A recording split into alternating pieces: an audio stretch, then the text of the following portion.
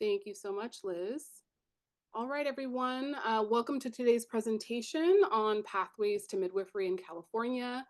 Just want to let you all know that this is a joint presentation hosted by Midwifery Access California and the California Coalition for Black Birth Justice. We are also very grateful to the California Nurse-Midwives Association for providing funding for today's webinar. Next slide, please. So a little bit about the two organizations that are co-hosting for today. So the California Coalition for Black Birth Justice is the organization that I am privileged to support and work for. And just so you all know, the coalition is a statewide organization that is committed to unifying and strengthening the Black birth justice movement across California. We bring together birth equity and justice leaders across the state to accelerate coordinated birth justice strategies. We're committed to serving as a statewide connector and convener, supporting the care and capacity of the Black birth justice workforce, and scaling systems change improvement efforts within healthcare institutions. Next slide, please. And a little bit about Midwifery Access California. Midwifery Access California, or MACA for short, is a multi-stakeholder coalition representing over 25 midwifery practices across the state, various Medi-Cal health plans, community advocacy organizations, and state and local agencies. Our belief in Midwifery Access California is that it's a key strategy. Midwifery is a key strategy for improving reproductive healthcare access and outcomes in California.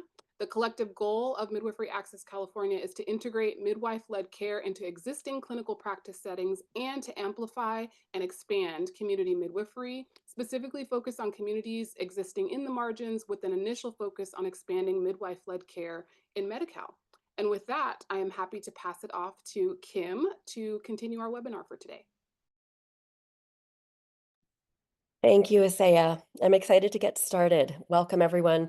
My name is Kim Doe. I'm a nurse midwife in San Francisco and have over a decade of experience in midwifery education, so this is a topic close to my heart. I currently serve as a co-lead for California Nurse-Midwives Association Workforce Committee and will be facilitating this webinar today. The webinar is going to be broken down into 3 parts. First, I'll provide some background information to help you understand the options for midwifery practice in California and to guide you in developing key questions to help you determine which program is the best fit for you and your goals. Next, we'll hear from our panelists, a mix of individuals with different levels of experience and from different pathways. And finally, we'll hear about 2 updates on new and developing opportunities for midwifery education here in California. Next slide. Thanks, Liz. First, before I start to explain the many licensing and certification options for midwives, I'd like to ground us in the global definition of midwifery from the International Confederation of Midwives. Midwives are healthcare providers. They're focused on promoting health and wellness during pregnancy and birth by optimizing biological, psychological, social, and cultural processes. They're partnered with the individuals they care for and emphasize respectful care. And they work as a part of a team with other health professionals so that every individual in their care receives the right care at the right time. The work of the midwife is particularly important at this point in time as we face persistently high maternal mortality rates in the U.S., especially racism-based disparities within Black and Indigenous communities. We need to increase access to midwifery care. We need a diverse workforce of midwives ready to provide it, and that's why we're gathered here today. Next slide. So now I'd like to provide a quick primer to the many midwifery credentials you may read about. At the national level, there are 3 midwifery credentials. The CNM, the Certified Nurse Midwife, requires an RN license prior to becoming a midwife, and the CM, Certified Midwife, and CPM, Certified Professional Midwife, are both direct entry pathways, direct entry referencing that they don't require an RN license. You'll notice that in California, we only have 2 pathways. Again, the CNM, but also the LM. LM, or licensed midwife, is associated with the CPM credential nationally, but it is very important to understand that California requirements for LM licensure are very specific. And although LMs are associated with the CPM credential, Not every CPM is eligible for licensure in California. More on that in a bit. The history of why there are so many different pathways is very important, but outside of the scope of this presentation. If you'd like to learn more, and I hope you do, I invite you to please listen to my colleague Asaya Harville review the history in a previous MACA webinar, Black and Indigenous and Pacific Islander Midwives in California. Next slide. Diving a bit deeper into LMs and nurse midwives in California. The first thing that I'd like to point out is that each midwifery credential is overseen by a different licensing board, the Medical Board for LMs and the Board of Nursing for nurse midwives. They each are also represented by their own professional association in California. But the key differences in most people's minds is that they are trained and practice in different settings. Unlike in other countries where all midwives are prepared to give care across all settings, here the LMs train and practice primarily in community-based settings, including birth centers and homes, and the nurse midwives train and practice primarily in hospitals and clinics. Next slide. This slide brings home that last point. The data is a little old and it uses CDC data that has its own limitations. But what you'll see is that in California, about 98% of the births attended by nurse midwives are in the hospital, and about 74% of the births attended by LMs are attended to in the home, compared to 21% in birth centers. Next slide. So let's pause for a moment.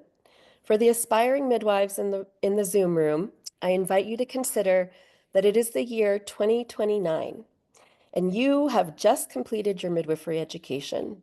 There is a big smile on your face, on all of our faces, and as you ready yourself for the midwifery practice, bringing your mind, heart, and hands in service to your community, I want you to think about what is your vision for what comes next? What is motivating you? In which settings do you want to be practicing? These are some key questions that you should be considering now as you choose your midwifery pathway. It's important to be aware that midwives based in community settings, birth centers, homes, are often running their own business, which provides greater flexibility of being self-employed and being in charge of your own midwifery practice.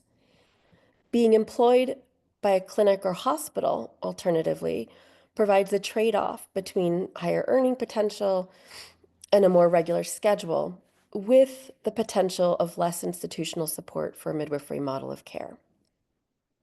Next slide. For more information about the midwifery workforce, next slide. Please follow this QR code to CHCF, the California Healthcare Foundation survey findings about licensed midwives and nurse midwives in California. There may be information here. There are 3 different snapshots that it includes. There may be information here that could be helpful in choosing your midwifery pathway. Next slide. In the next couple slides, we'll provide some nuts and bolts of clarity on what is required to practice in California as a midwife. For new midwives that want to be licensed as an LM in California, they need to complete an education program that is specifically approved by the medical board. All medical board approved programs are nationally accredited by MEAC. Sorry, we're back one slide. Thank you. But not all MEAC accredited programs are MBC approved.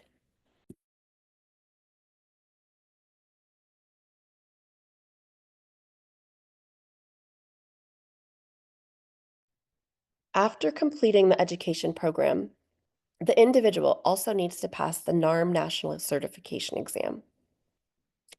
A national certification exam is a standardized exam that verifies essential knowledge to practice. The NARM Portfolio Evaluation Process, or PEP, is not a pathway to licensure in California. PEP is a competency-based skills evaluation outside of an accredited education program. Follow the QR code for a link to LM education programs approved by the Medical Board of California.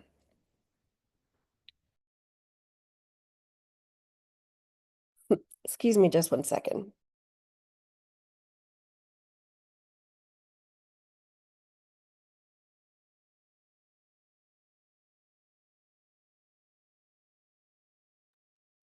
Apologies. Next slide, please. So here you'll find the requirements to practice as a nurse midwife in California. As mentioned earlier, the CNM must have an active RN license. Someone who wants to practice in California can complete any nurse midwifery education program accredited nationally by ACME. There are 40 programs across the country, one of which, Cal State Fullerton, is still actively accepting students in California. The education program should provide graduate level degree in midwifery, nursing, public health, or other allied health field. Nurse midwives must pass their national certification exam in order to be credentialed in the hospital and bill insurance. You can follow the QR code here to see a complete list of programs, some of which are not based in California, but are distance programs that allow you to stay in California for your clinical rotations. And apologies, when I got the cough attack, I forgot to mention that for licensed midwifery education programs, the Medical Board of California has a list of approved programs. There are currently no programs that are located in California, but as we'll share later, there are efforts underway to change that. Next slide. So next, we've put together some questions that we invite you all to consider as you're deciding which program is right for you. We'll develop these questions into a 1 or 2 page resource that will be sent out to all webinar attendees in the next week or so. So please keep an eye out for it. When thinking about which program is right for you, given the number of licensure requirements, in particular with the licensed midwifery track, it's important to confirm that when you complete a program, that program meets qualifications that will allow you to be licensed and practice as an LM or CNM, depending on your pathway, in California. So it is something that you may want to specifically inquire about. You may want to think about if there is an accredited degree associated with the program. Some programs may be certificate or diploma. If the degree is something that you're considering, you might want to think about, with this degree, master's, bachelor's, doctorate, what are the additional skills that the degree will provide me as a midwife? Will it change your earning potential relative to the additional time and debt of taking on a particular degree program? Does it provide substantial skill set that you'll want to apply in your own practice later on? Many programs will have their curriculum plan posted online. If they don't, or if it's not easily found, you should ask for a copy of the curriculum plan, which is a list of courses and typically the timing in which they're offered. You'll want to also ask for the academic calendar. If the program, the academic calendar will tell you how often are the breaks, how long are the breaks, do you have a summer off, does the program go year-round?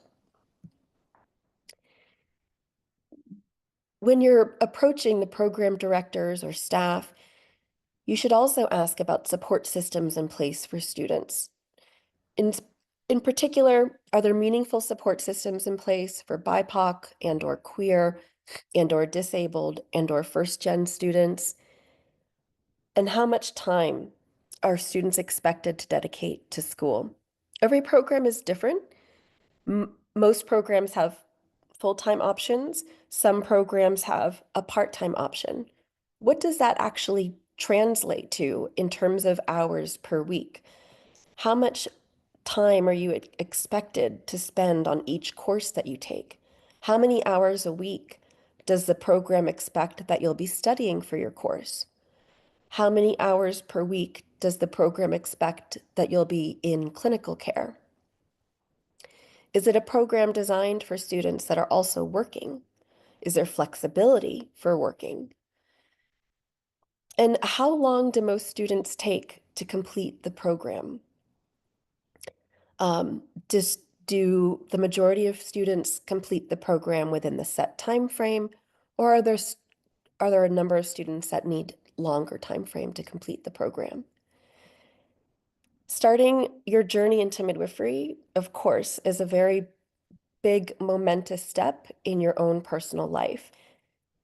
And it's also not to be decontextualized. Knowing when and what kind of midwifery program is going to work for you, it's also really important to take time and consider what else will be going on to the best that we can predict this in your own personal life. Um, and what kind of flexibility will your personal life require? Um, will it be able to accommodate space for midwifery education at this point in time?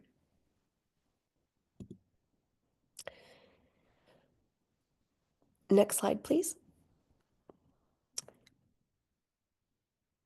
So consider also, what are the costs of attendance?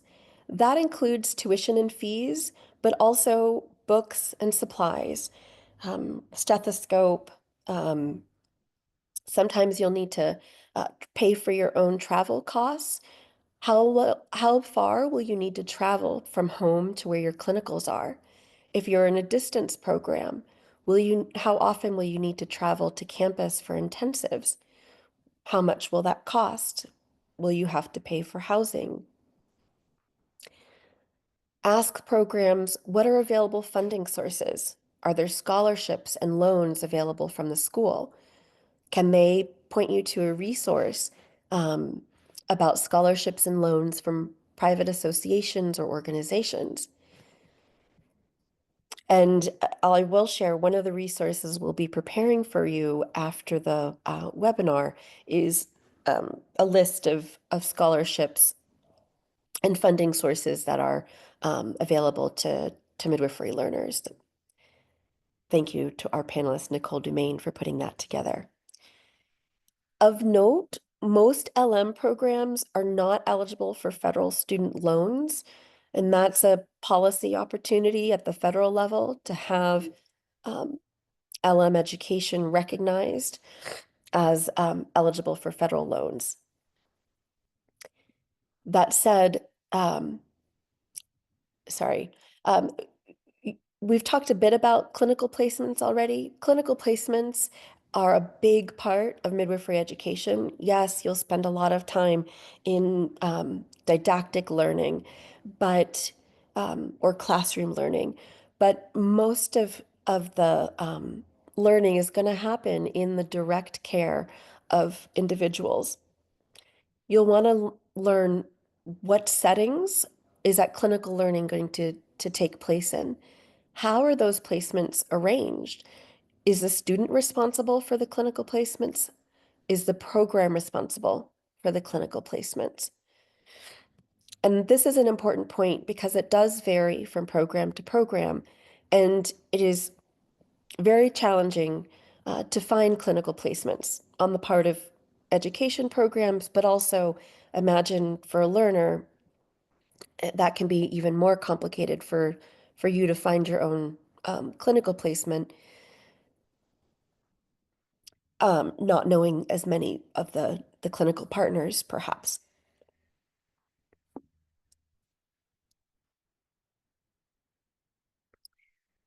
Given how hard it is to find clinical placements, you'll also want to make sure that you're aware of how far they'll be from where you live. Sometimes students can be driving out an hour and a half, 2 hours away for a clinical rotation. And then finally, what's the clinical schedule? Birth happens at all hours of the day, every day of the week, so you can anticipate there's going to be some nights and weekends involved.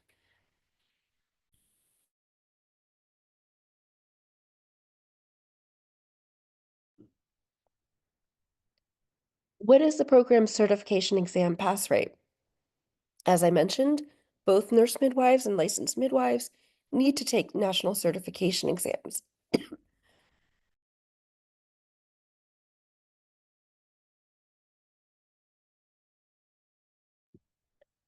Each program is required to track what their pass rates are and to share that information.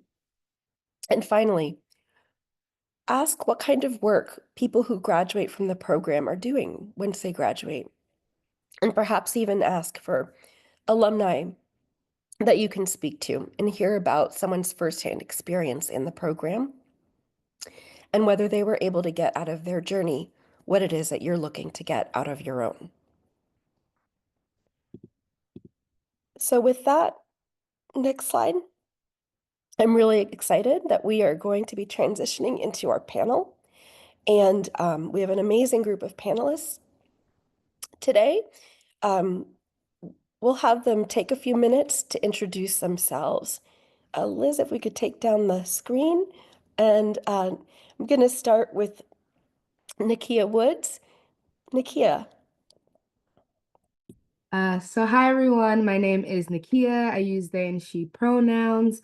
I'm currently a student I'll say my school's fine, at the Midwives College of Utah in phase 2, which means I am assisting births. And what brought me here? Honestly, shout out to my twin sister. If it wasn't for my twin sister, I would not be in pursuing midwifery. And I would not even think that I could have done this. So shout out to my twin Nikita if she's watching. What's up? Wonderful. Welcome, Nakia. Dean Zuhl, we'll have you introduce yourself next. Good afternoon, everyone. My name is Dean Sul. I am the Dean of Commonsense Childbirth School of Midwifery. That is the school that was founded by Jenny Joseph, and is the only school that is Black founded, Black led. And I hope everyone that is here know my beloved mentor. What my pronouns are she, her.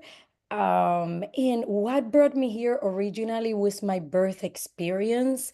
And through the years and after I became a midwife, I'm here because I have fallen in love with education and with the possibility of seeing more midwives and more midwives being part of our community and of the healthcare system. Wonderful. Welcome, Dean Zuhl. Next, we'll have Nicole Dumaine introduce herself. Good afternoon, everyone. My name is Nicole Dumaine. I use she, her pronouns. I am a recent graduate of the UCSF CNM Women's Health Nurse Practitioner Program. I just graduated in June of last year. I became enamored with birth when I was 4 years old. I was able to cut my little sister's umbilical cord and thought it was like the coolest experience I've ever experienced in my life. I love the nerdy side of it. It blew my mind that like sperm can penetrate egg and cells can divide and you can have like a whole human being with like a personality. It just like blew my mind. But then the more that I continue to practice in the healthcare field, I aunts, cousins, aunts, cousins, moms, whoever, and they had a lot of reservations about birth. Some people even equate birth with a death sentence, which really broke my heart, having been exposed to how beautiful and sacred it was. And so that really just called me to midwifery. So that's kind of how my midwifery journey has been. Welcome. Thank you so much, Nicole. And last but not least, Angela Sojobi, I'll have you introduce yourself. Thank you, Kim. Welcome, everyone. My name is Angela Sojobi. I'm a practicing certified nurse midwife. Also, the program director for the California State University Fullerton Midwifery Program. My pronouns are she, her. And what got me into midwifery? It was actually, I wish I could take credit for the genius of going to midwifery school. but it was actually my parents who registered me for midwifery. I graduated high school very young, and when my parents would ask me what I wanted to do next, my two options that I usually would give them was being a police officer or a news broadcaster. Those couldn't be totally different things. So they figured I had no idea what I wanted to do. And according to them, based on my personality, knowing me very well as someone that cares for people and love caring for animals, I needed to be a caregiver. So they said, there's a midwifery school close by. Why don't we register you into the midwifery school? And that was the beginning of my journey into midwifery. They were not wrong, and I've loved every second of being a midwife. So welcome everybody. I can't wait to share more about midwifery with you. Excellent.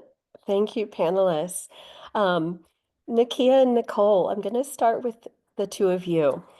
For our first question, if you could each share, how did you prepare for midwifery school? And a question that's come up is whether you found opportunities to shadow as part of that preparation. Nakia, we'll start with you. I think this is a great question because I did not prepare for midwifery school. Midwifery school prepared for me. No, just kidding. But I really didn't. I was a sex educator for about 8 years. I was a doula for 3 years, and I had a ton of imposter syndrome. Really like seeing the midwives and like seeing, the work that midwives do in my work. I'm like, oh yeah, that's cool, but I couldn't do that. So it never was something I thought about. And I again, my twin, I was talking to her about it one day, and I was at her birth, the first birth I ever attended, and she was like, why don't you try? And I was like, I can't. What if I fail? And she's like, then you just fail. It's fine.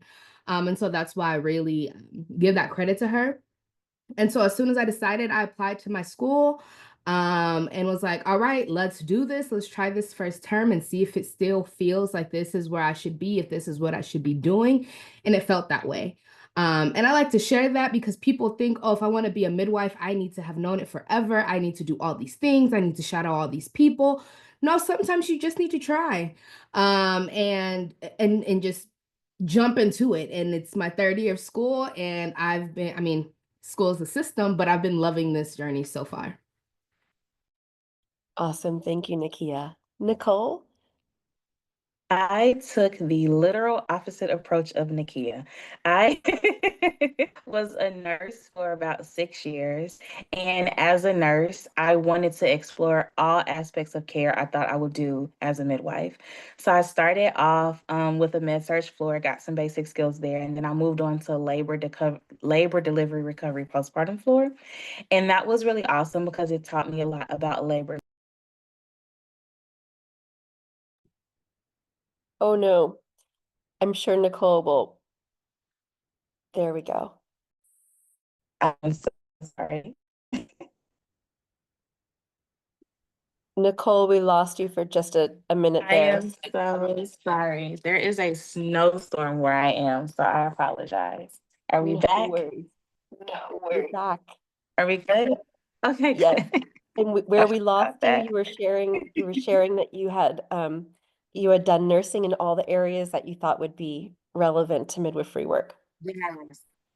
Literally, yes. So I did the labor delivery recovery postpartum floor, and then from there I worked at an OBGYN outpatient clinic, and then from there challenged myself more and did a level 1 trauma triage unit that was all OBGYN based care. And I felt like I had seen everything that I would do as a midwife, or as much as I was going to allow myself to do at that time. So I decided to go ahead and apply. So that was kind of my approach to preparing for midwifery school. A bit of everything. Thank you, Nicole. Yes. Nicole and Nakia, I have another question for the both of you. And maybe Nicole, we'll start with you. Could you describe a week in the life of a student midwife? What was it like for you? Yes, it was exhilarating. My program started off majority with didactic learning, meaning in classroom learning. And then towards the middle was more of like half and half with clinicals and didactic. And at the end, there was this midwifery residency, which was a lot of midwifery clinical learning. So I'll give an average kind of in the middle because I think it's a beautiful marriage of kind of like where the education would meet. I would start off on Sundays doing a lot of like meal prep, soul searching. The school would suggest that you would allot about hours of preparation for 1 credit hour. That would vary based off of how familiar I was with the material or not, but I would allot some time to get prepped for classes. I was big on like a 30 minutes on, 10 minutes off type schedule, and I would do that roughly for 2 hours, something like that, depending on how much time it took. I also would intentionally switch up my study sites because I get bored if I get too much routine. So I will hop from coffee shops, different places on campus as well. And then for clinical preparation, there we would do different goals every week with my preceptor. So I would come with questions in mind and keep my goals in the forefront of my head, knowing that clinicals allow me to grow in areas, but I also know that I was paying a lot of money to be in midwifery school. So I wanted to make sure that I was getting out of these experiences exactly what I needed to foster my education. I think that's the best way I can kind of describe how an average week was for me. And she dropped right at the right moment, right when she finished her sentence.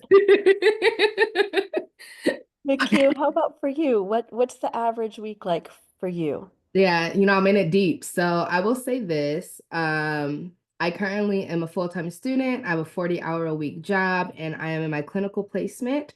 And I still want to like live my best life as a human being and a whole human being.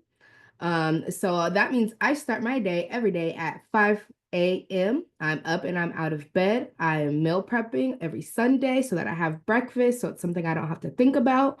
And then I have my didactic learning. And again, this looks different for different programs, right? So my program is a 4-year degree program. So we have to have a certain amount of classes that we go to and that sort of thing. So I go to my classes and vary throughout the week. And in between there, I'm doing my 40, because you got to live, you got to survive. I'm doing my 40-hour-a-week day job. And then during the week, 1 to 2 days a week, I'm also on my clinical site. And in between, I'm like trying to figure out how to do homework, how to still advertise myself as a doula and whatever extra services I'm offering, or, doing speaking engagements and stuff like that so that I can get some extra income to afford to go to school and survive as a human living in California. I probably do what I should be doing. I should be doing like 10 to 15 hours a week of homework. And that's what I should do. But I'm not always doing that. And I really have to, I would say it's chaotic. It is a life that is, I'm can't wait to be done.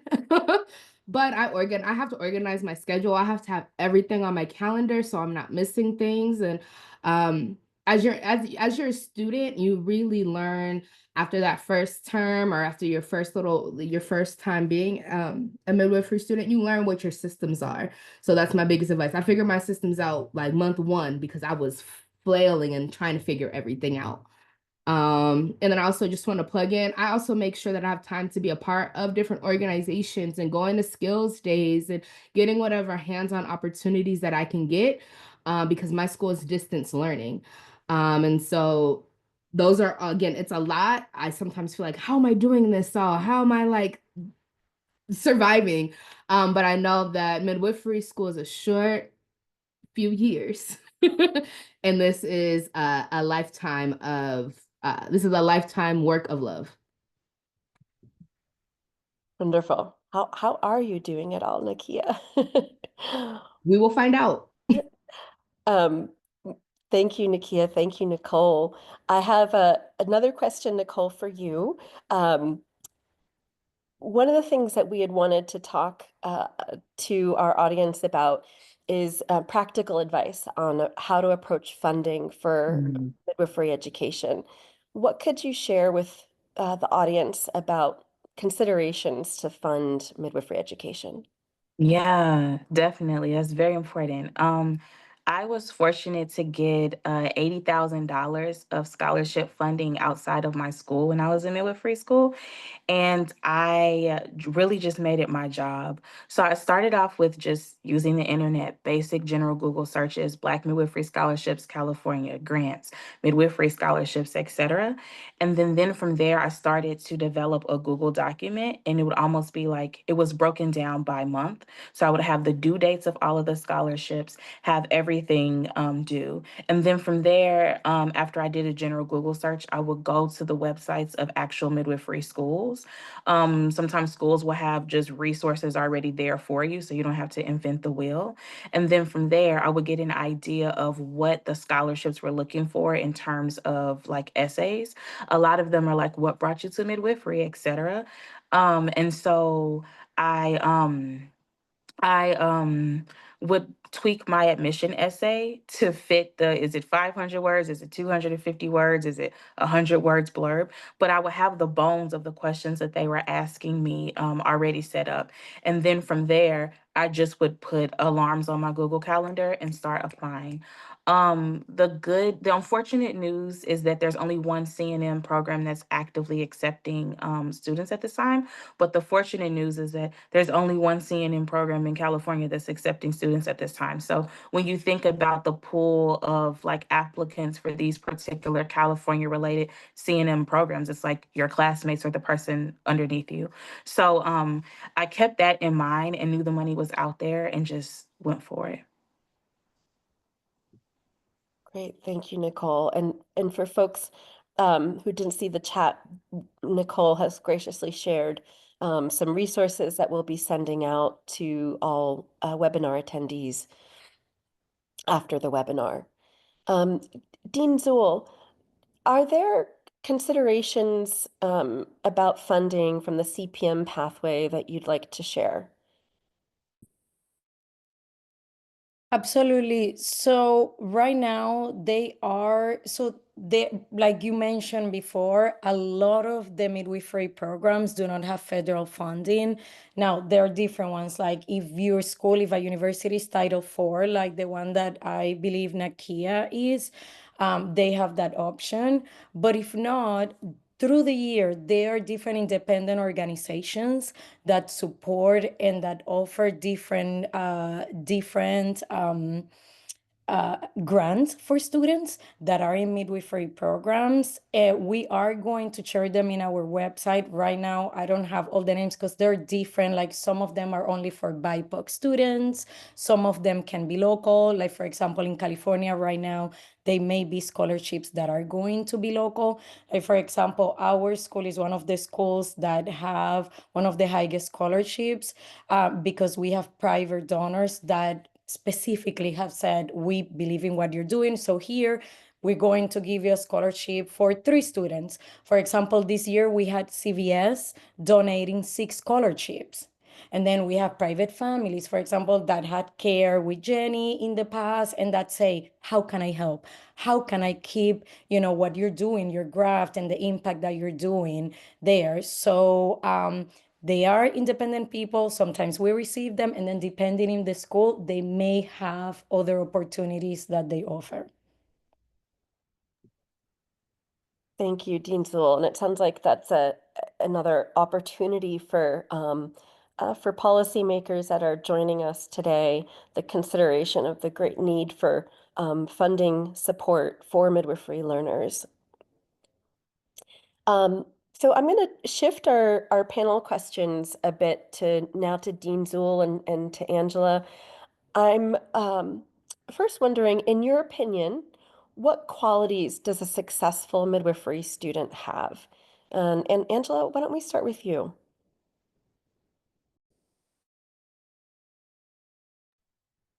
Thank you, Kim. I think, in my personal opinion, I think a midwife is born, not quite made. You have to have that fundamental caring, love for people, wanting to help people. That's got to be there. Empathy is big. Then on top of that, you want to be an organized person. As you've learned from Nakia and Nicole, it's pretty gruesome when you go to school. So you want to be sure that you're organized. When you're disorganized, it just makes things a whole lot more difficult for you. Resilience is big. The life throws you curveballs all the time, and you've got to be able to navigate those curveballs. And that includes knowing when you need help and seeking help. Understanding that you're not in it alone. There are a lot of people that are invested in your success, and a lot of people there to hold you up when you need to be held up. Do not procrastinate. Procrastinators end up being even more stressed than needs to be. You want to be structured, as you've heard from Nakia and Nicole. You get up in the morning, meal prep, think ahead, front load things you can do now that would make tomorrow a little easier for you. And do what you can today. Don't delay what you can today till tomorrow, because tomorrow's work will be there, and now you have double work to do.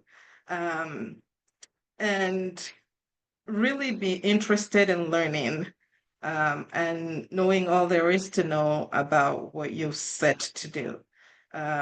Midwifery is vast. Human beings are different. We're different color, different race, ethnicity, size, shape. So we really need to be open to learning about each individual person we need, and not paint everybody with the same brush. So that interest to know people, getting to know where people come from, what helps, what doesn't help, should be there. I think that just about covers it. Really interesting in knowing and learning and doing. Thank you, Angela. Dean Zul, what are your thoughts on this? Angela, 100%. What midwife Angela said, every single word. And the only thing that I will add to that is to have a capability for self-reflection and integrity. To know, to understand, I am here because I'm choosing to be responsible directly of two lives. Directly. Indirectly is a family and is a community that if something goes wrong, is a lot of people that are going to be affected. And it's not that things are not going to happen, but when we enter to the space, we need to walk in integrity to know I'm present. I know what I sign up to do, and I'm walking in self-discipline and self-reflection. And that means to know that you're doing your best, and to also know when maybe I need to put the school on hold because it may not be my time right now. That doesn't mean that you're not going to be a midwife. That may means that maybe I'm going to raise my children right now, and I'm going to check in again in 5 years so that I can give my all to this passion, to this profession, and to this craft that I'm choosing to do, or to the calling that I'm choosing to answer in that moment. Thank you. I have chills. It's very powerful. Thank you both. Um, so Dean Zul and Angela, another question for the two of you. What role do program faculty have in supporting student success? And Dean Zul, maybe we'll start with you this time, please. So I will only speak from our programs. In our programs, we have faculty as the academic faculty, and the role that we do is really in providing the academics that a midwife that is a direct entry midwife needs to know. Now, we also have, and in our school, we have a clinical department that I think that plays a beautiful role in also mentoring the students, in navigating what is that clinical, what really clinical means, being on call every day, because we don't really have shifts, right? Like Angela will talk more about that. Like for us, we don't have a place where we go, like a hospital. right? So I think that us, for direct entry midwife, we're there to navigate what that means. You know, you may be in the birthday of your child, or it may be Christmas, and now suddenly you get called and you have to run. And that really create an impact in the family and really in the person. Also choosing with who the clinical side where you are, you know, to know like, okay, this is the right fit for me. So I think if I could give you one word, is our role is help the student in navigating, you know, the space where they are.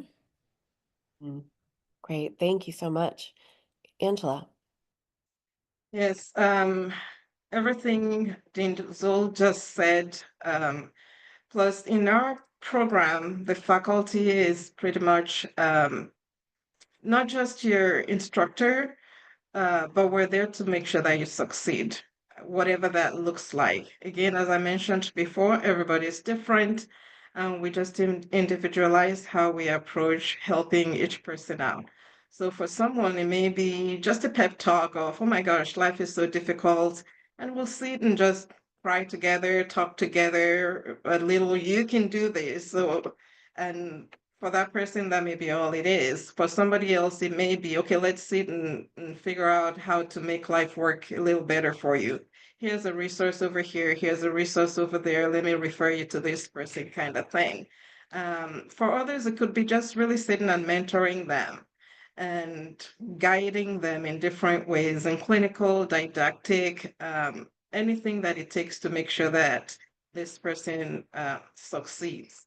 All in all, we're really there as your backbone, to support you, to push you ahead when you need to sit you down and make sure you take a break when you need to.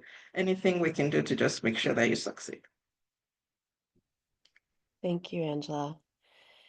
So we're almost wrapping up our panel. I think before we close our panel out, I did want to take a moment and ask each of the panelists if you could reflect on what advice you might give aspiring midwives. And maybe we'll start, Nakia, with you. Yes, I love this question. I think people always talk about how hard midwifery school is and how hard being a midwife is, because it is really, really, really hard. You will cry, and that's okay. You might struggle, and that's also okay. The most important thing is finding that group of people that are there to support you, finding other midwives and student midwives that can support and guide you.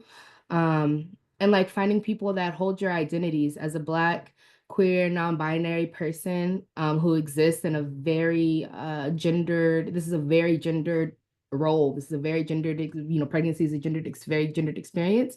Finding other queer, non-binary students has made such a difference, and like connecting with other Black students has made such a difference. So yeah, like you can do it. If you want to do it, you can do it. Yes. Find the people that are going to be there and hold you through this hard shit. Sorry to cuss, but that's what that feels like. Thank you, Nakia. Powerful. Angela, what are your thoughts on this? What advice would you give to aspiring midwives? You know, you can do it. You're never too old. You don't need to have money in pocket.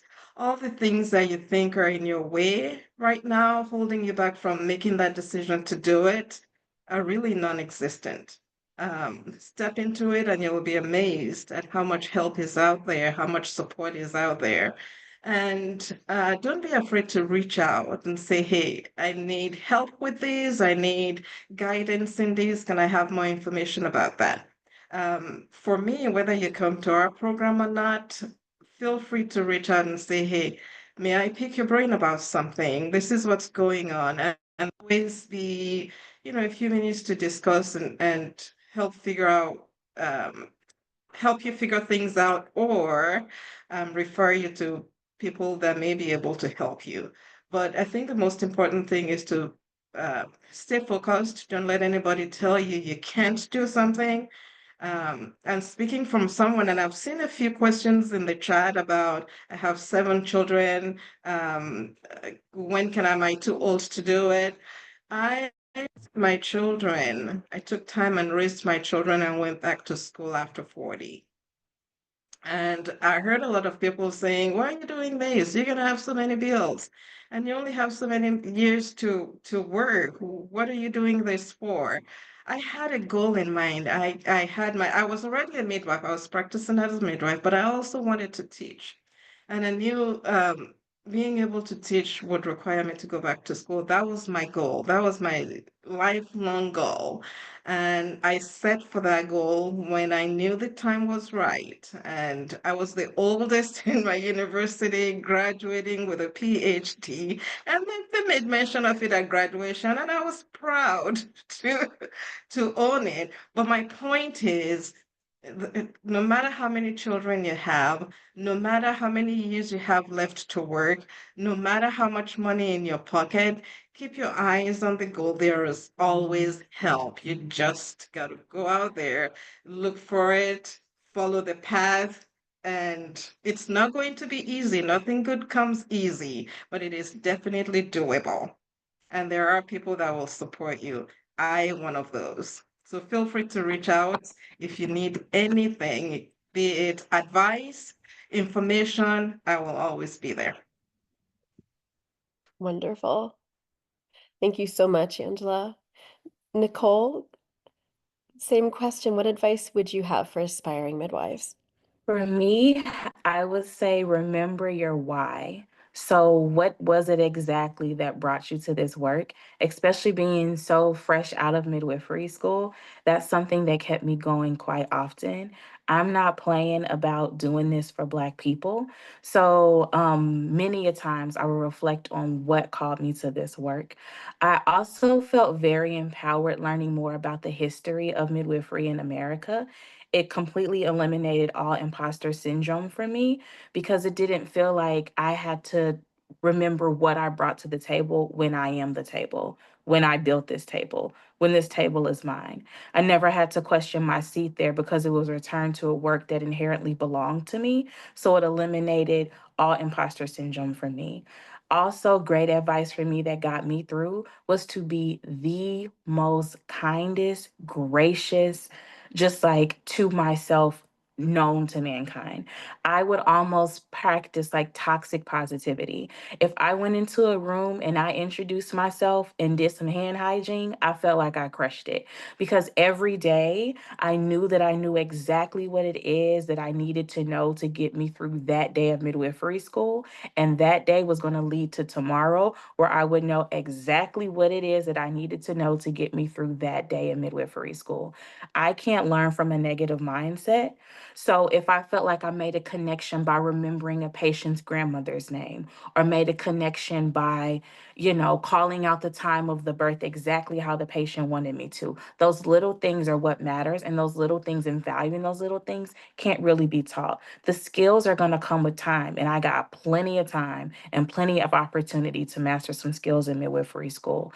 So remembering my why, being super, super, super, super, super positive with myself, and knowing that this work is mine made it so that a lot of the things that could have really brought me down in midwifery school would be eliminated. So that would be advice I would give to aspiring midwifery students.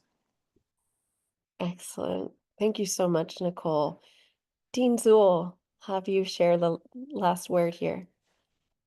The advice that I will give to future midwives are if you're here, the seed is already in your heart. So let's start with that. Now, the second part is please take the time to understand what is the path that you want to follow because both are perfect, right? Work being a nurse midwife or a licensed midwife is perfect. Now, the question is that the path for me? And then the second question is get to know the programs. So I would love to have everyone coming to our program. But at least for direct entry midwives, we have now several programs that they all have different structures. And I think it's really important to know why are you choosing that program and understanding if that works for you. Once you're sure and you ask the question and you figure that out, really the doors are going to open up. But definitely, I think I've seen some students that choose the program, and then once they're there, they realize that the program is not for them, and sometimes they are disillusioned and think, oh, midwifery is not for me. It may not be that it's midwifery. It may be that maybe that particular program is not structured for your needs, and that's okay. That's absolutely okay. Y'all, thank you so much. It has been so inspiring to get to hear your insights and advice and experiences. I've been watching all the hearts and applause floating up from the participants, and I'm hoping that you're each feeling the gratitude that I know is there for what you've shared. Thank you, panelists. And we will have a question and answer session probably in about another 15 minutes or so. But before we do that, we're going to transition to a couple of presentations. First, we'll start with Angela Sojobi, who'll be presenting on the Cal State Fullerton program, and then we'll have Dean Zuhl present on the Commonsense Childbirth Midwifery School. So Liz, could we put the slide back up? Wonderful. Now, Angela, I'll pass it off to you. Thank you, Kim. So the Cal State University Fullerton Midwifery Program was started in 2004. It is a master's a nursing degree program. So when students graduate, they earn a master's of science in nursing. They're also eligible to be certified as a midwife and as a women's health nurse practitioner after graduation. We are traditionally an in-person program, which means you come to class 1 day a week for, you come to campus 1 day a week for classes. We are currently transitioning to hybrid, being the only midwifery school in California currently, and knowing that the aspiring midwives in Northern California may not have a whole lot of options for midwifery school, we've decided to make our program hybrid to encourage and enable Northern California aspiring midwives to attend school. What that means is the didactic part will be mostly remote. And then you would have to come to campus a few times during the semester, maybe 3, 4, 5 times during the semester for skills lab, exams, and things like that. But most of the time, classes will be close to where you live or, you know, in your environment. Clinicals will also be up close to your residence. We have both part-time and full-time options. The part-time is 3 years and the full-time is 2 years. We have holistic admission. So though there are certain requirements by the school for admission, for instance, you have to have a minimum of 3.0 to be admitted to the School of Nursing. You have to have a registered nurse's degree. You have to have a valid license. Those are the foundations, the fundamental requirements that the School of Nursing requires for admission into the School of Nursing. However, we know that not every student is the same. And we know that there may be some students who could definitely be midwives and be wonderful midwives, but may not have 3.0. So we put other things into consideration. So we encourage you to apply and tell us about yourself, about your life, how you grew up, what motivates you and things like that. So there are other things that we will put into consideration for admission that will not be solely your GPA. So you may not have a 3.0 GPA and you may still be admitted into the program based on other things. We have faculty expansive clinical experience. Currently, there are 4 of us in the midwifery program, and every single one of us are practicing midwives.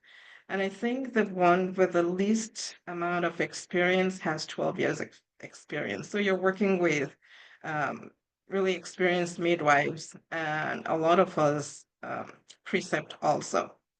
There's also opportunity for research with any of the faculty, be it in the midwifery program or School of Nursing in general, or even the university in general.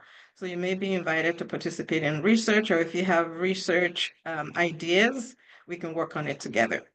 We have a state-of-the-art simulation lab where we practice before we go into the clinical field. So we'll do things like emergencies in OB, hand maneuvers, doing deliveries before you go and practice on real human beings. Clinical placement. We provide clinical placement, and we place students in ambulatory settings, like in clinics, urgent cares for primary care, and hospitals and birth centers for intrapartum. Unfortunately, we do not place students in home birth environments. You can shadow home birth midwives. However, it would not count towards your clinical hours, and you will not be covered by this school. But definitely birth centers, hospitals, and ambulatory settings.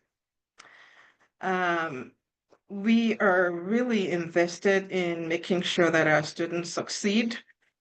So we have a whole bunch of resources to help make sure that that happens. Financial resources, we usually apply for grants and scholarships on behalf of our students to help with tuition and books and all kinds of living expenses and school expenses. We have a library that would help you with your research. If you're researching different topics and you're having trouble, there's a librarian dedicated to the School of Nursing and the Midwifery Program that can help you. Also, tech support for things like computers. If you have a problem acquiring, for instance, a laptop for yourself, the school may be able to loan you one or give you one and help you that way. We have writing coaches that can help you with your writing in your curriculums. The nurse coach would help with different things like stress, needing, like anxiety, depression, needing like psychological or psychiatric help. We have career coach. So towards the end of the program, the career coach could sit with you and help plan your path after education. We have disability support, mentorship from students and from faculty, and different social support like clubs, groups for BIPOC students, LGBTQ, different things to help make sure that you succeed in your program. What else can I tell you about our program? We have an information session coming up on February 18th at 9 a.m. So feel free to join us to and ask further questions if you have any. You can also reach me at Sojobi@fullerton.edu. I did put my email address in the chat, so that's there, or generally msn@fullerton.edu. I will pass it on to Dean Zul to tell us about her program.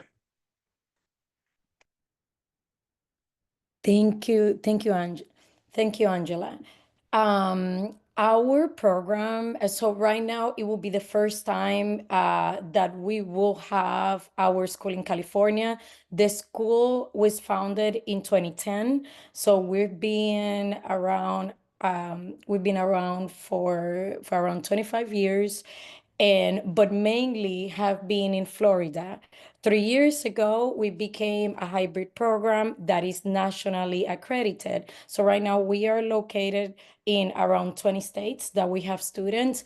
Mainly, all our skills happen twice a year, and the students come to Florida, except now for this satellite school that we're doing in California, where the skills are going to happen there in Los Angeles. Our program is a 3-year program. I saw a question of someone saying like, what is the majority of the time that the students like finish? So we do, if a student have not finished with the academic portion and they still need a little bit more time for their clinicals, usually what I see is that the student take around like 4 years to do it. Our classes are virtual 1 day a week, and they happen, so far they're happening on Fridays. Now the clinical portion is going to happen in the student area right now. As we are collecting information for prospective students, we're also collecting the information for prospective preceptors in different cities in California.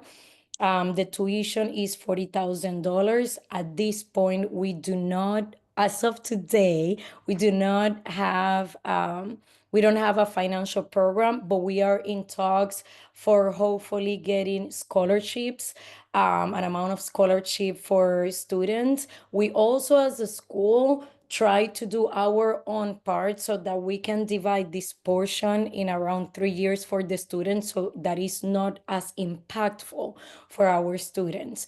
As I mentioned, the skills will happen twice a year in Los Angeles, in our headquarters there. Our founder and president is Jenny Joseph, and I am the dean. Today, you're going to see that we're going to share a Google form. So if you know that you're interested in receiving updates, in receiving information for when we have our open house, please make sure that you fill out the form. You can also go to our website. We also want to share that Jenny and I are going to be traveling to California, and we're going to host 2 in-person sessions. So far, we're planning to do one in Los Angeles, and the other one is going to be in Oakland. And we are going to be sharing those days for anyone that can make it and that would like to make it to be with us in person. We also are going to be hosting Zoom and virtual opening sessions so that we can really answer any question, get to know our students, and really provide the information more in detail for you. Thank you so much.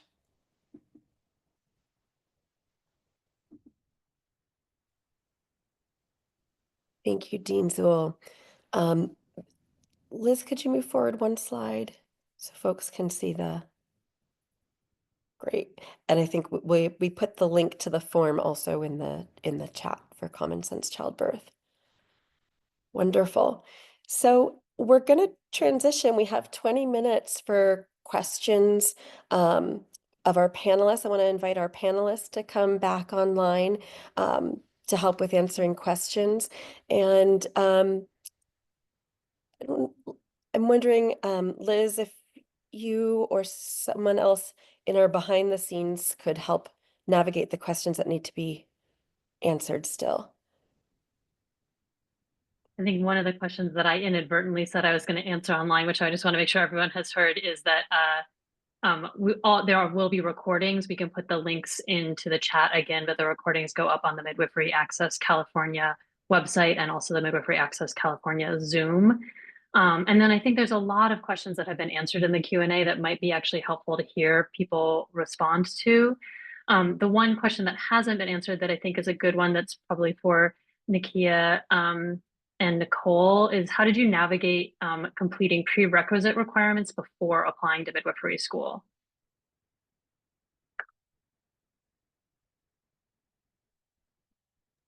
Oh, I can go. So I was working as a patient care technician in a cardiac ICU at a children's hospital in St. Louis before I went to midwifery school. And they had an opportunity with a job where I think they gave you like $5,000 a quarter or a year or something like that to take courses. So I took all of my prereqs as I was working full time and ended up getting a 4.0 on them and applying. So I like let the job pay for that for me. But I went through community colleges because it was cheaper. So that's kind of how I navigated the prereq space. Yeah, my program didn't have any prereqs, so I didn't have to complete anything beforehand. And I just want to highlight what Nicole said, because someone did ask about how to complete prereqs. Yes, definitely take them at a community college. It doesn't matter what you should just know this. As an undergrad, it doesn't matter what you major in. You can do anything in the world with whatever degree. I majored in African American studies, the first time around. And now I'm becoming a midwife. So it's really about looking at the list of what the prereqs are and figuring out the cheapest way and most effective way to get those prereqs done. And just to piggyback off of that, I applied to, I don't know, a bunch of midwifery schools. And one thing that I did was I sent the course description to program directors to double check to make sure that the class I was taking would really count, because I didn't have time to have to take nutrition 4, 5, 6, 7, 8 times. So having that confirmation before I move forward with the course will save you a lot of drama in the future too. There looks like there's a lot of conversation going on about the form for Commonsense child birth form, which is requiring people to put answers to the preceptor questions if they're students. Dean Zulgeil, do you want to address that? For the preceptor, just put non-applicable. We just have to put it like NA, because It's not an option. They have to pick CPM, CNM, or OB. They have like the required answer for the preceptors only. So I think maybe. Yes, that will be just for preceptors only. But if it's not allowing the students, we're going to fix that right now. So Perfect. we're just Thank going you. to move the required, that is not required. Great. Thank you. And then I think there was a question, there's been some questions about prerequisites for, I think one of the questions, Angela, for you was, do people for Fullerton, does it have to be a BSN, and do you have to have an active RN license? Or can you have an associate's and have a prior RN that might not be active?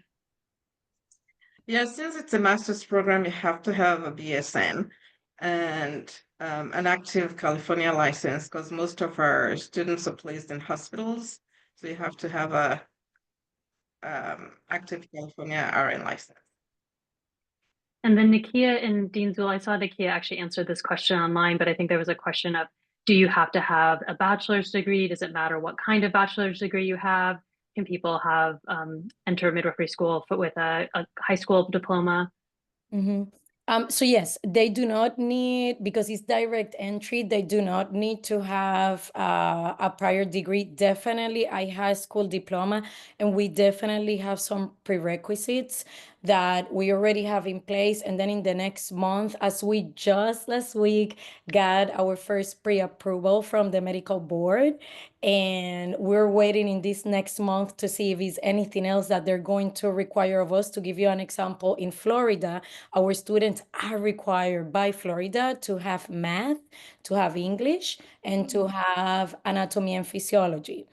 So again, within the next month, some of the prerequisites that we do, and we are going to keep those for our students, but I am waiting to see if the medical board is going to require anything else that have to be a prerequisites. And we usually try to provide several resources so that if someone want to take an online class or an in-person class, so we do, before our students come, we make sure that we provide a list with things that we can provide to the students so that they have plenty of time to do their prerequisites.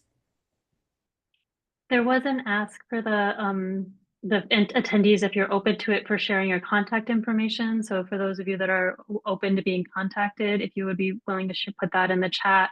But I also do want to be very respectful of the time and generosity that you've already shown by attending. And if you are not available for providing your contact information, that is totally, totally fine. Folks that have questions can also reach out to Midwifery Access California. Angela has graciously shared her contact information, and Dean Zulgeil has said that the best way to get in contact for interested students for the Commonsense Childbirth is through the form. But if other folks are open to sharing their contact information, that would be great. And I think it's been mentioned a couple of times in the chat, but the funding resources that Nicole has talked about, We are going to put that together and share that with everybody, so you will have access to that. We're also going to share the questions, the kinds of things to think through for yourself about what to look for in a program and how to decide if right now is the right time for you to enter midwifery school. We're going to be sharing that afterwards. Liz, there's a couple of other questions that are coming in through the chat. There's one question, a participant seeking confirmation to get admitted to a midwifery school with goals of becoming a CNM. You don't have to have your RN first. So the timing for getting your RN license depends on the nurse midwifery education program. There are some nurse midwifery education programs where there's a entry level master's where you can get your RN license and then move straight through to get your nurse midwifery license. But you cannot. Then there are other programs such as Cal State Fullerton where you have to have already achieved your RN license before you can apply. So it does depend on the program. And again, I would refer folks to the ACME site for nurse midwifery education programs. It has a link to each program's website for more information about what they offer. Dean Zuhl, there's a question about Commonsense. Can students, oh, I see you're answering it now. Can students do their prereqs while being enrolled if done by a certain timeline? Yeah, some of them. So some of them we may allow, to do them before, just because some of them are prerequisite, are requisite even for us. And then other ones we do allow, we allow the students to do it during the first semester. So during the open house, we are going to share those so that the student know. And I am sharing right now we're fixing the form, but I'm sharing right now also our admissions email. Great, thank you. And Angela, there's a question about the Fullerton program specifically. A participant said, I reached out to the MSN email regarding whether a BSN was a requirement or whether an ASN/ADN was appropriate. I was told that an ASN/ADN was okay. Can you clarify? It's a master's program and it's a BSN to master's program. So you do have to have a bachelor's. Can you have a bachelor's in another degree and have an ADN? Yes, you can. Okay, so you can have an ADN, but you need to have some bachelor's, and that bachelor's can be in any background. It doesn't need to be in nursing or science or health. It can be in a bachelor's in history or women's studies or gender studies or.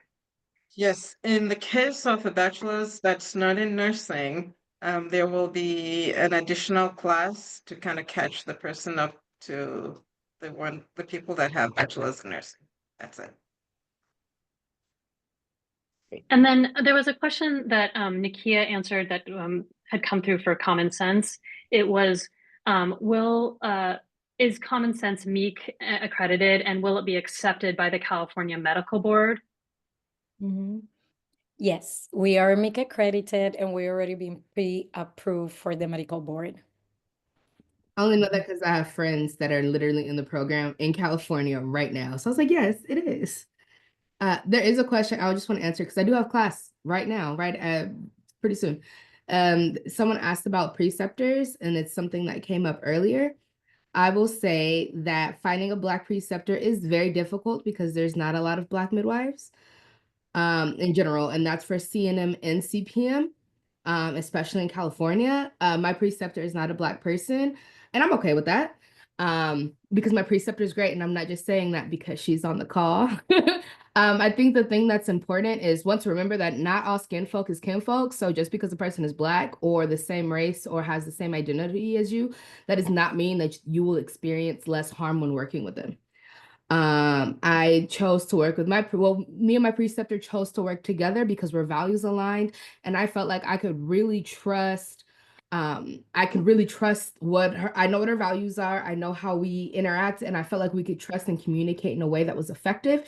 And I could call her in if she says something that's wild, which I don't anticipate happening. So it's really important it's hard to find a preceptor in California. I'm not gonna lie to you. But you got to just put yourself out there and ask the right questions and make sure you know what your values are as a person and as a future midwife. Powerful. Thank you, Nakia.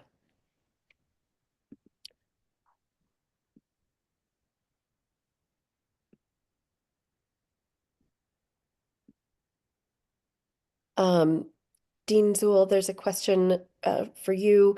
If an applicant has a BA, does that waive the prerequisite requirements for Commonsense?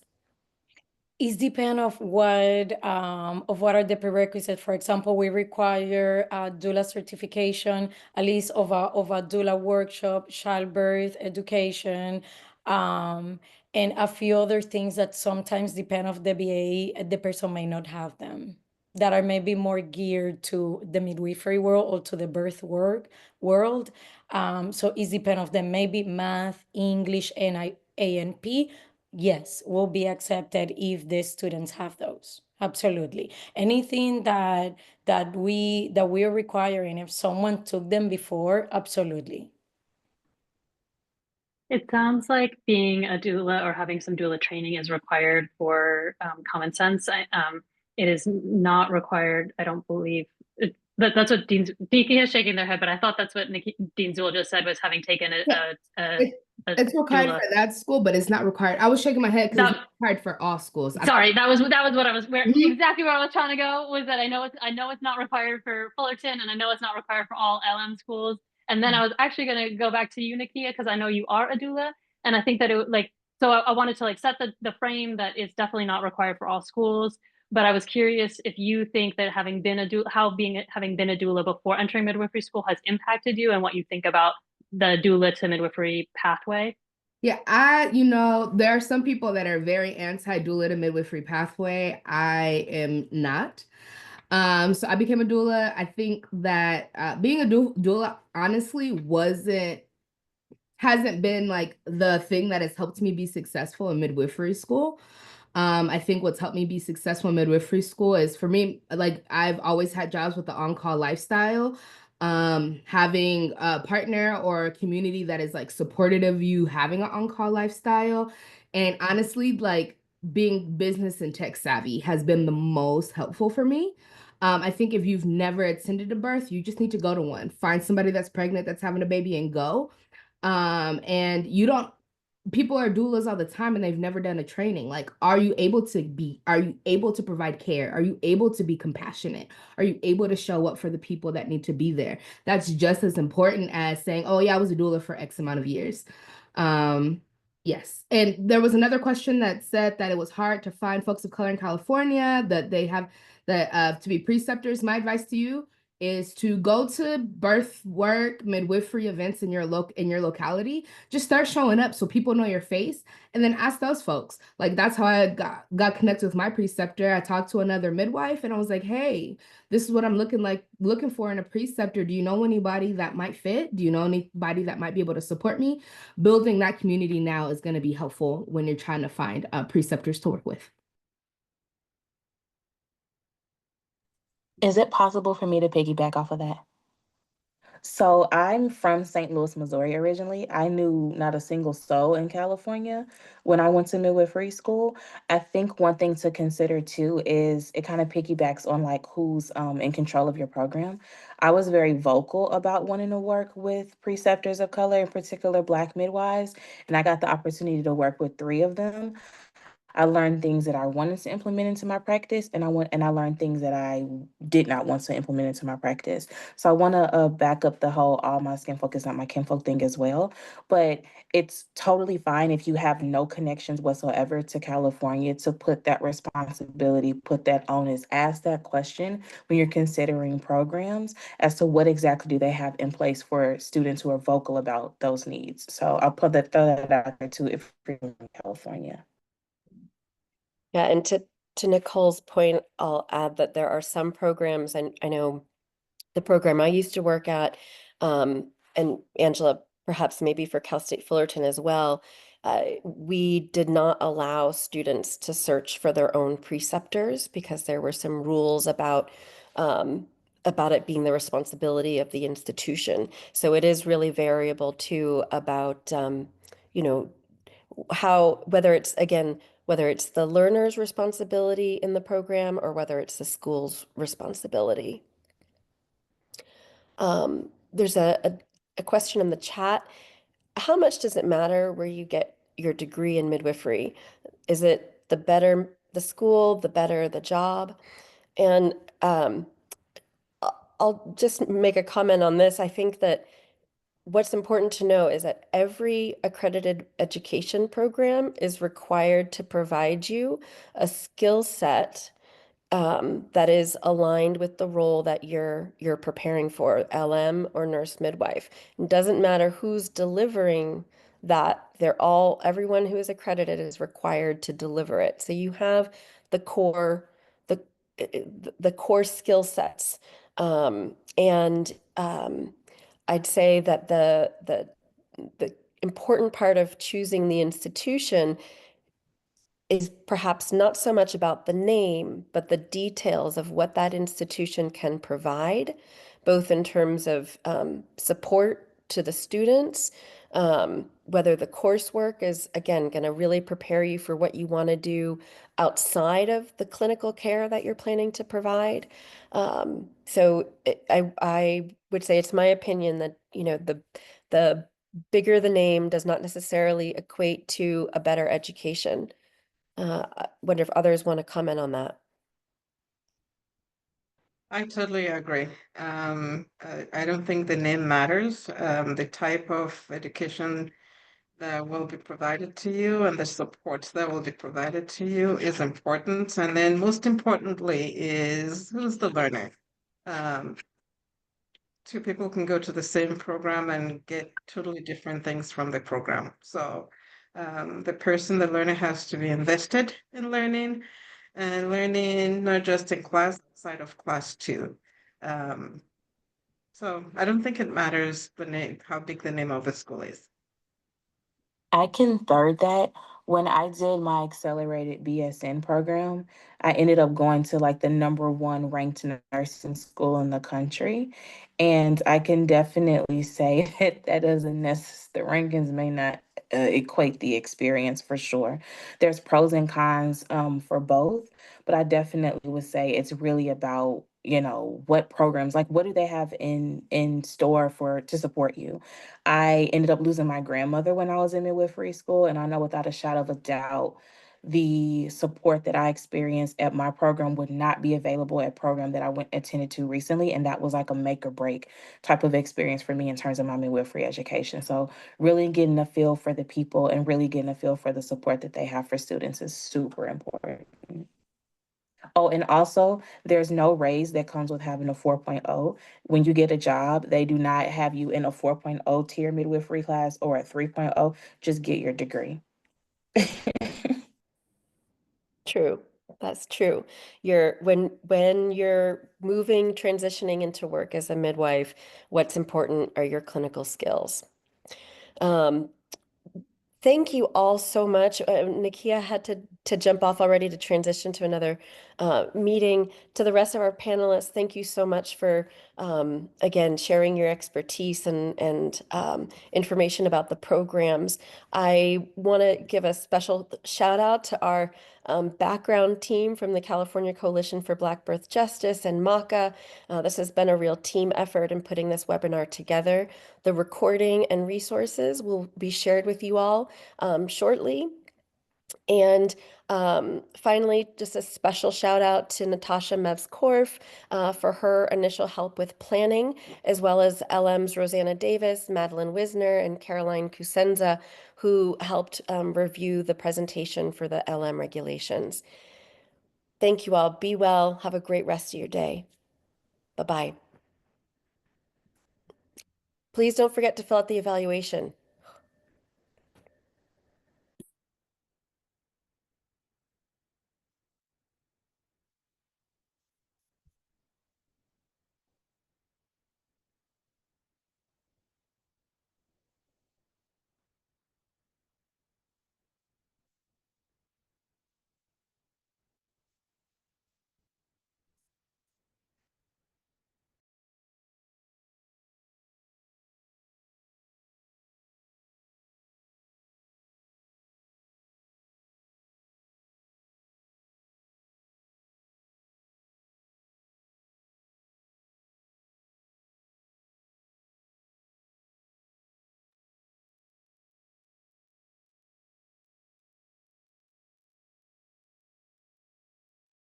Holly? I think I am not allowed to have people leave. I wanted to just be able to remove the final folks that, I'll go ahead and do that. and I'm for some reason not able to do it with my. No problem. I'll do that right now.